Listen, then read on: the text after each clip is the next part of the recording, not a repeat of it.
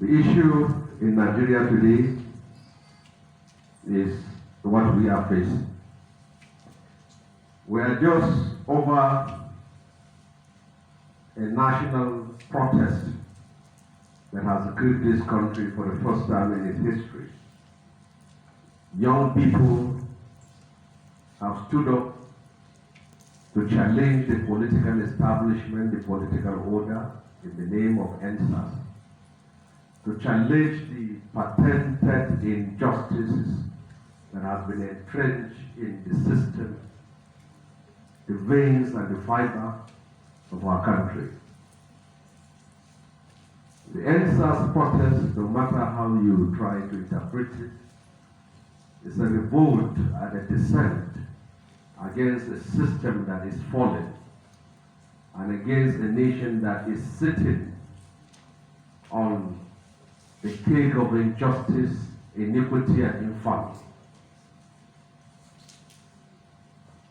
The young people who have led that protest have demonstrated and sent a clear message to people in the position of power that if you have your way with their parents and grandparents, these new generations of Nigerians are determined to stand up with the defense of the ideals of freedom and justice. Unlike the fathers of these young people and the great-grandfathers of young people who will sit down, endorse and accept and swallow injustice hook, line and sinker, young Nigerians whose life was shaped by the social media and the events of the global community have stood up, raising the placard with the powers of their phone to say no to an unjust and equitable society that we live in today. No matter how you try to interpret them, Nigerians, young people, not in their 40s and 50s, but in their teens and 20s, have decided to build a nation of their dream different from the one that shaped your life and retarded your progress as a people. I think they have been able to achieve what many of us have failed to achieve. Many of you were victims of injustices and could not stand up to fight for political, social, and economic reasons, or for the fact that you have resigned your feet to a power that you feel is irremovable. But for the first time, young Nigerians have stood up in the defense of their country. For the very fact that these young people were protesting, raising a national flag, should send a clear message to you that they are interested in the progress, the unity, and the future of their country. So if your security apparatus will crush those who raise a secessionist flag and kill those who raise a national flag, what do you actually believe in? You should ask yourself this question. So I do not think that arresting the protesters, seizing their passport, freezing their account is the best way to engage the young generations of Nigerians who have stand up and spoke out and say no to tyranny and injustice in their country. We should not be mistaken that this protest is not about this administration, but it's about an entrenched injustice that has been prevalent for a very long time, for which the time to stand and resist is now. And they have been able to do what they were able to do. And I will say this, that it is in the interest of our country that we learn to listen to young people. They are not the people whose ideas are shaped by Awolowo, Azikiwe, or Sardauna or Sokoto. They are not also the generation that fought June 12th. Many of these young people were born from 1995 to early 2000, and their life begins from the time they were born. And we must all agree with the fact that the new generation are different from our generation. Children in our days were born with their eyes closed and their hands like fists like this. These ones were born with their eyes open and their hands are also open. So they have no time to waste. And I will say this, Nigeria can be sustained, preserved and protected, not by the national anthem, not by the national pledge, not by a constitution that said we are unity is not negotiable, but only on the pedestal and the petals of justice. When one part of the country dominates political power to the disadvantage of other parts of the country, there is no national flag, no national anthem, and no constitution that can preserve such a country. It's a question of time. We must be able to tell the truth to power and those in the position of power. When my brothers from the northern governors met recently, their emphasis was to condemn the EndSARS and also condemn the social media bill. But as a bona fide northerner who is House of Fulani, I don't think that is our major problem. They sat down and never talked about the insecurity occasioned by banditry, kidnapping, and insurgency that has killed thousands of our young people, old people, women, and children. Many of our communities are under siege, and farmers cannot go to their farm, and people have been impoverished because of payment of ransom. They paid no attention to that. The recent Food and Agriculture Organization report stated clearly that about 9 million Nigerians, particularly from the north, are facing serious food crisis, and over 22 million are on the verge of also more hunger. That did not attract the attention of the northern governors. We have over 15 million out of school children in northern part of Nigeria. That also did not attract the attention of northern governors. Poverty is more prevalent in the north than in other parts of Nigeria. That did not also attract the attention of northern governors. What is most important to them is not even the protests that took place in the north about insecurity, the killings and the kidnappings in Katsina, in Zamfara, in Sokoto, in parts of Niger State, Kaduna State, Southern Kaduna, Borno, Yobe, Adamawa State, are currently under the siege of terrorists and bandits. That also has not been of interest to the governors of northern states.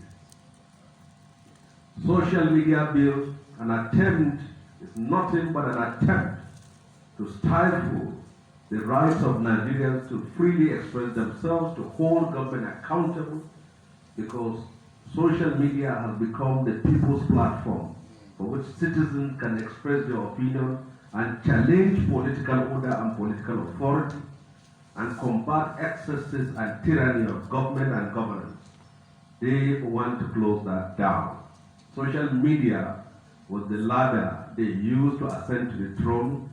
Today it has become a monster they want to kill. So like I've said, issue of restructuring. The ruling political establishment used every occasion to emphasize on the need to restructure, making public media bliss out of it. While they control the National Assembly, the House of Reps and Senate, they control the states, they control the apparatus of the state, they have the means to restructure Nigeria if they have the intention to restructure Nigeria, which they don't. So you will only be deceiving yourself. They use restructuring to win election in 2015 and abandon it after that. They use restructuring to win election in 2019 and abandon it after that. And many of them today are drumming the song of restructuring, and some of you are believing them. You are going to be fooled for the third time. And when you are full for the third time, you are a real fool. So, I can say that there are a number of things that President Muhammad Buhari has done that is good, but it's been sabotaged by the governors. And unfortunately, he seems to appear helpless. An attempt to give autonomy to local government was sabotaged by the governors. An attempt to give autonomy to State House of Assembly was sabotaged by the governors. An attempt to give autonomy to State House of Assemblies, that the judiciary, was all sabotaged by the government. They want state police, but they don't want an independent judiciary. They want a social media bill, but they don't want an independent State House of Assembly or an independent local government that can exercise their rights. I will say this on the last note.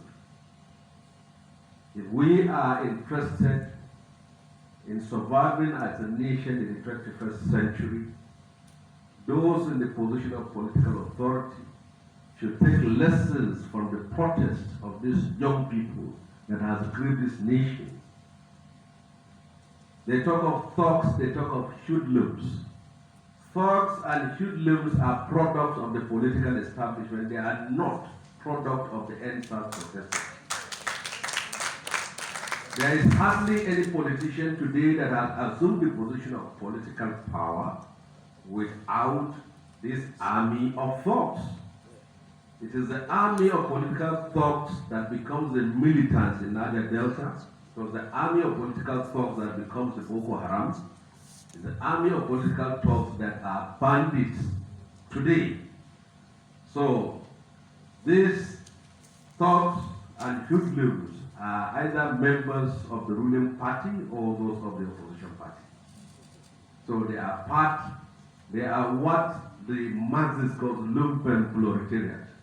They are part of those who were used to ascend to power and then abandon after power. So when you condemn them for the attacks on those structures of injustices, the warehouses are structures of injustices, and they have to fall like the wall of Jericho, because those things that were there belongs to the people.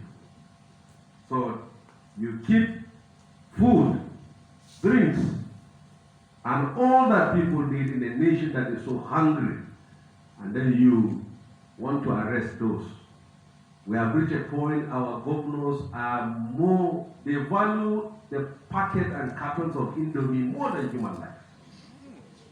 If you see the way a governor comes to the television and threatens people to return packets of spaghetti and Indomie, you will feel that he has no problem in his life. They are so fierce, vehement, some of them to the point of even beating the table, that such packets should be returned. And that is unfortunate for our country. On the last note, I will call on us to respect those established constituted authorities. Those of you who hold the apparatus of the army and the police, you have a duty to maintain your obligation as a professional while respecting the fundamental rights of citizens. One day you're going to be out of the army, and that human right is what is going to protect you. For those who are in the position of political authority, power is transient. One day, in the next 2 years plus, those who think they hold political power today are going to be ordinary citizens. So, social media and the protesters that you fight against today may be the ones who will stand for you tomorrow when you are under persecution by people who take over power from you. And do not think because you put in a stooge or a lackey or a structure or an agent to think that you will be protected. We have seen on many occasions where governors install their deputies and they go to war, where governors install their chief of staff and they go to war, where governors install their commissioners and they go to war. Politics is politics. What will protect you after power is those fundamental rights, those protesters who will stand by you at the time when all those political laws and political gigolo have left you behind.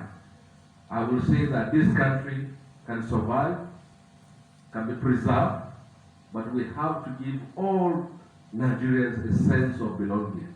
One part of the country dominating political power forever will not bring peace. Appointing people into political office because they come from a particular section of the country will not bring peace to Nigeria. Thank you very much. We need to encourage young people to peacefully protest. The idea of freezing the accounts of NSAS promoters is injustice. The idea of arresting the promoters of NSAS protests is injustice. The idea of persecuting and seizing the passports of NSAS promoters is injustice. The protest led by young people is a flame and is a light that was cast on the gray areas of governance and government in Nigeria. We must accept the fact that Nigerians have the right to freely express themselves and to challenge the order of the day. If the previous administration was harsh and cruel on protesters, many of those who are in the position of power today would not have been alive. When Nigerians troop out to the street raising a national flag and demanding that their president should speak with them, it's a testimony that they have accepted him as president and they want to hear his voice. And raising a national flag is a testimony that they are interested in a united, prosperous and free Nigeria from their own perspective. President Buhari is a protester. He has protested and he should protect and preserve that culture of protest. Nigeria is not working. We must give room for those who have different opinions from those whose opinion has not been able to make Nigeria work.